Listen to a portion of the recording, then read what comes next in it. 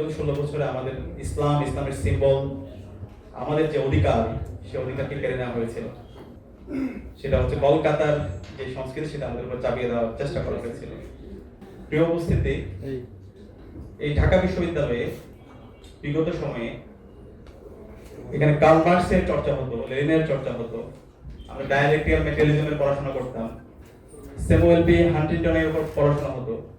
কিন্তু আল্লাহ এবং আল্লাহ রাসূল সাল্লাল্লাহু আলাইহি ওয়াসাল্লামের উপর পড়াশোনা করা, সিরাত চর্চা করা, সিরাতের উপর কথা বলা এক ধরনের অবশ্যই নিষেধাজ্ঞা ছিল।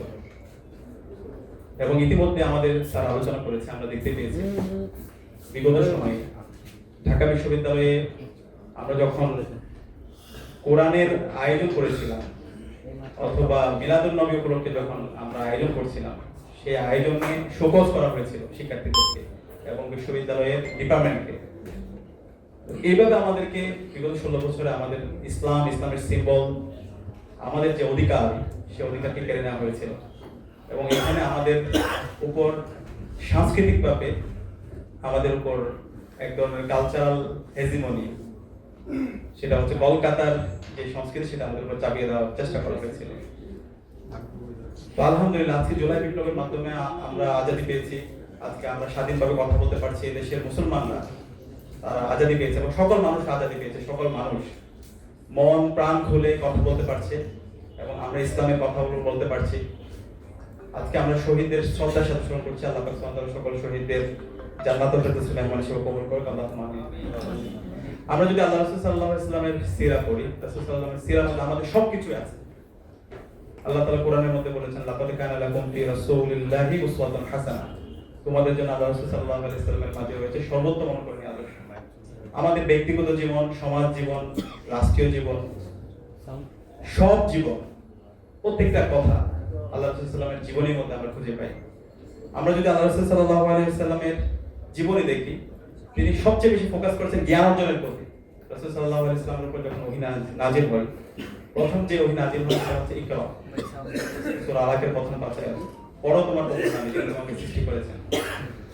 এবং আমরা দেখতে পাই ইসলামী ইতিহাসে যে প্রথম যুদ্ধ, বদরের যুদ্ধ, সেই বদরের যুদ্ধে যে বন্দীদেরকে রাখা হয়েছিল, বন্দীদেরকে যখন মুক্তি দেওয়া হয়, যারা মুসলমানদেরকে, যে সমস্ত বন্দীরা শিক্ষা দিচ্ছিল, তাদেরকে সবার আগে মুক্তি দেওয়া হয়। এবং আমরা যে দোয়া করি, আল্লাহ রাসূল আমাদেরকে যে দোয়া শিখিয়েছেন, সে দোয়ার মধ্যে আমরা যদি একটি দোয়া সবসময় করি, আল্লাহুম্মা ইন্নী আসআলুকা ইলমান নাফিআ ওয়া রিজকান তাইয়্যিবা ওয়া আমালান মুতাকাব্বালা। আমাদেরকে এমন দোয়া শিখিয়ে গেছেন যে এলমটা মানুষের উপকারের কারণ হয়। আমরা যারা বিশ্ববিদ্যালয়ের শিক্ষার্থী আছে, এখান থেকে আমাদের অনেক বড় শিক্ষা আছে। আমরা যে পড়াশোনা করছি, আমরা যে ঢাকা বিশ্ববিদ্যালয়ে পড়াশোনা করছি, আল্লাহ তাআলা আমাদেরকে এত বড় একটা প্রতিষ্ঠানে পড়াশোনার সুযোগ করে দিয়েছে। আমাদের এই এলম, আমাদের এই জ্ঞান অর্জন যেন সমাজের কল্যাণের কারণ হয়, উপকারী জ্ঞান। আমরা দেখতে পাই আমরা অনেকে শিক্ষিত হই অনেক বড় বড় জায়গায় যাই, কিন্তু আমাদের এই এলমটা মানুষের উপকারের কারণ হয় না, মানুষের অভিশাপের কারণ হয়। এখান থেকে শিক্ষা হচ্ছে আমরা যে জ্ঞান অর্জন করবো, আমরা সবাই চাকরি বাকরি করবো, সবাই বিভিন্ন পজিশনে যাব, কিন্তু আমাদের নিয়তটা যেন সহি থাকে। আমি যে পজিশনে যাই না কেন, সেই পজিশনে গিয়ে যেন আমি সমাজের সোর্স অফ বেনিফিটের কারণ হই, কল্যাণের কারণ হই, আমার মাধ্যমে কোনো যেন অকল্যাণ না হয়। সেই ধরনের শিক্ষা আল্লাহ রাসূল ইসলামের সিরাত থেকে আমরা পাই। দ্বিতীয়ত, আমরা দেখতে পাই আল্লাহ রাসূল ইসলামের পুরো জীবন জুড়ে তিনি ইনসাফ এবং আদালতের কথা বলে গিয়েছেন। আল্লাহ রাসূল ইসলামের কাছে একটা সুপারিশ আসছিল একজনের ব্যাপারে, যে বলা হচ্ছিল একজন দোষী মহিলা, তাকে ক্ষমা করার ব্যাপারে সুপারিশ আসছিল। হ্যাঁ, তখন আল্লাহ রাসূল সাল্লাল্লাহু আলাইহি ওয়াসাল্লাম বলছিলেন, আমার মেয়ে ফাতেমা যদি এই সুপারিশ করে, আমি তার হাত কেটে ফেলবো। এই জন্য ইনসাফ এবং আদালতের ব্যাপারে তিনি স্ট্রিক্ট ছিলেন। তো আমাদের এখান থেকে শিক্ষা হচ্ছে আমরা সবসময় ইনসাফ এবং আদালতের প্রশ্নে যেন সবসময় অটল থাকি, কারোর প্রতি কোনো জুলুম না করি, কোনো ধরনের যেন বৈষম্য না করি। সেটা হচ্ছে আল্লাহ রাসূল ইসলামের জীবন থেকে শিক্ষা। আমরা এখানে ঢাকা বিশ্ববিদ্যালয়ে যারা আছি, আমরা আগামীতে রাষ্ট্রনায়ক হব, আমরা রাষ্ট্রের বিভিন্ন পজিশনে যাব, এই জায়গায় গিয়ে আমরা যেন কোনো ধরনের জুলুম না করি। এবং যে পজিশনে থাকি, আমি যদি পরিবারের একজন সদস্য হই, পরিবারের সকল মানুষের উপর যেন আমি ইনসাফ কায়েম করি। আমি যে হলে থাকি, সবার উপর যেন ইনসাফ কায়েম করি। আমি যেখানে থাকি না কেন, সবসময় যেন আমি ইনসাফ এবং আদালত কায়েম করি। এবং আল্লাহ রাসূল ইসলামের জীবনীটা যদি আপনারা পড়েন, তিনি ছোটবেলা থেকেই তার এটার বাস্তব নমুনা হয়েছে। তিনি হিলফুল হুজুর প্রতিষ্ঠা করেছিলেন সে আইয়ামে জাহেলিয়াতের সময়। যখন ছোটখাটো বিষয় নিয়ে বছরের পর বছর যুদ্ধ চলতে থাকতো, এবং এই হিলফুল ফজলের মাধ্যমে তিনি সবাইকে, সকল মানুষদেরকে ঐক্যবদ্ধ করতে পেরেছিলেন এবং জালেমের বিরুদ্ধে, জুলুমের বিরুদ্ধে তিনি তার প্রতিবাদ জারি রেখেছিলেন। এরপর আল্লাহ রাসূল সাল্লাল্লাহু আলাইহি সাল্লামের যদি আমরা জীবনে দেখি, তিনি ঐক্য এবং ভ্রাতৃত্বের অনন্য প্রতীক ছিল। সবাইকে নিয়ে যে একসাথে চলা, আল্লাহ রাসূল সাল্লাল্লাহু আলাইহি সাল্লামের যদি মাদানী জীবন আমরা পড়ি, রাসূল সাল্লাল্লাহু আলাইহি সাল্লামের যে মদিনা রাষ্ট্র, সেখানে তিনি সবাইকে নিয়ে একসাথে তিনি চলেছেন।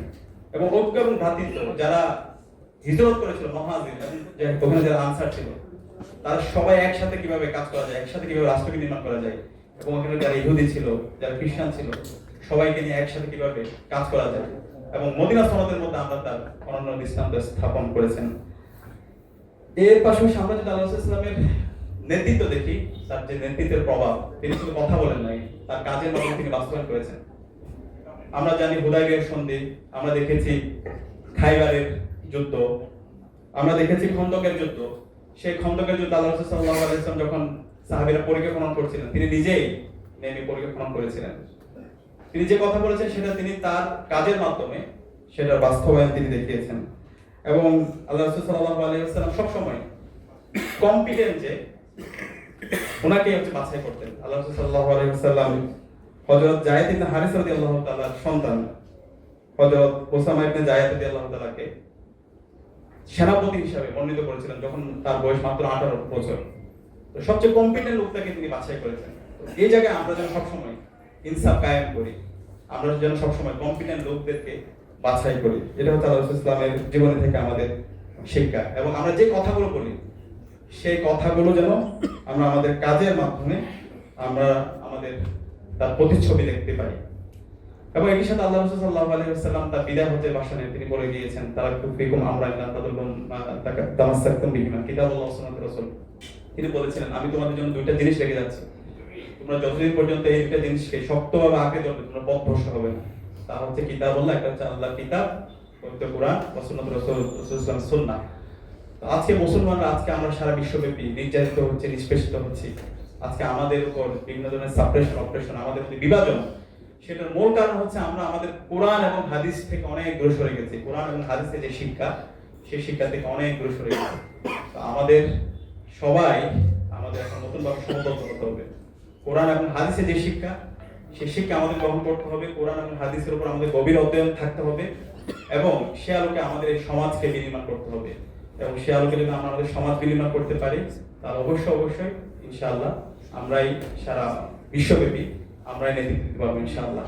মুসলমানদের যে গ্লোরিয়াস পাস্ট ছিল, সেই হারানো অতীতকে আমরা আবার ফিরে নিয়ে আসতে পারবো, এবং সারা বিশ্বব্যাপী আমরা ইনসাফ এবং আদালত কায়েম করতে পারবো। আল্লাহ পাক আমাদেরকে সেই যোগ্যতা এবং সফলতা দান করুন। আসসালামু আলাইকুম।